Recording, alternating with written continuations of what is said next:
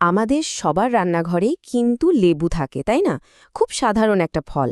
কিন্তু এই সাধারণ দেখতে ফলের ভেতরে যে কত কি অসাধারণ গুণ লুকিয়ে আছে, সেটা জানলে কিন্তু সত্যি অবাক হতে হয়। চলুন আজ সেটাই একটু খোলাসা করে দেখা যাক।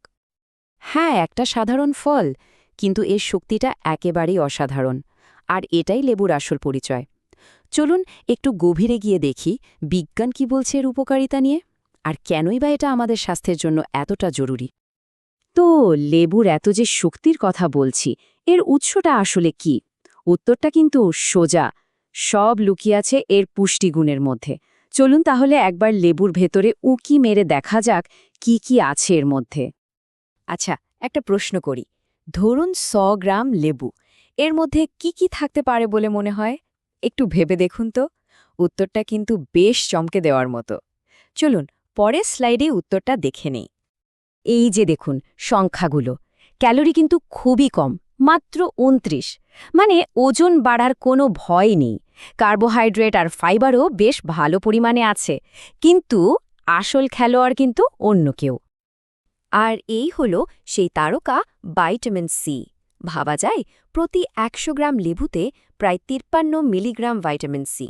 আমাদের শরীরের জন্য এটা যে কতটা দরকারি তা তো আমরা কমবেশি সবাই জানি। সত্যি বলতে লেবুর বেশিরভাগ ম্যাজিক কিন্তু এই ভাইটামিন সিকে ঘিরে। তো এই যে এত সব পুষ্টি উপাদান, এগুলো আমাদের শরীরে ঢুকে ঠিক কি কাজ করে, মানে কিভাবে স্বাস্থ্যে পরিণত হয়? চলুন এবার সেই গল্পটাই শোনা যাক।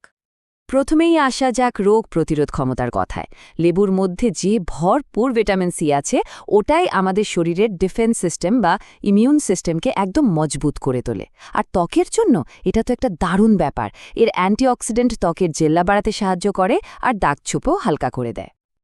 কিন্তু এখানেই শেষ না। ভাবছেন উপকারিতার তালিকা শেষ? একদমই না। লেবুর গুণের কথা বলতে গেলে আরও অনেক কিছুই বলার বাকি। যেমন ধরুন, লেবু রক্তকে ভেপর থেকে পরিষ্কার করতে সাহায্য করে। আর পুষ্টির তালিকায় পটাশিয়ামের কথা মনে আছে? ওই পটাশিয়ামটাই কিন্তু ব্লাড প্রেশার বা রক্তচাপ নিয়ন্ত্রণে একটা বড় ভূমিকা রাখে। শুধু তাই নয়, দাঁত আর মাড়ির স্বাস্থ্যের জন্য লেবু কিন্তু বেশ উপকারী। তাহলে পুরো আলোচনাটা থেকে আমরা কি বুঝলাম? সব মিলিয়ে একটা বিষয় কিন্তু পরিষ্কার। এই ছোট্ট একটা ফলের শক্তিটা আসলেই অসাধারণ, তাই না? এই কথাটা আমার খুব ভালো লাগে। একটি ছোট ফল কিন্তু গুণে অনন্য। এটাই বোধহয় লেবুর সবচেয়ে সেরা পরিচয়। আকারে হয়তো ছোট, কিন্তু এর গুণাগুণ বিশাল। এটা আমাদের খুব সহজ করে একটা জিনিস মনে করিয়ে দেয় যে সাধারণ জিনিসের মধ্যেও কিন্তু অসাধারণ শক্তি লুকিয়ে থাকতে পারে।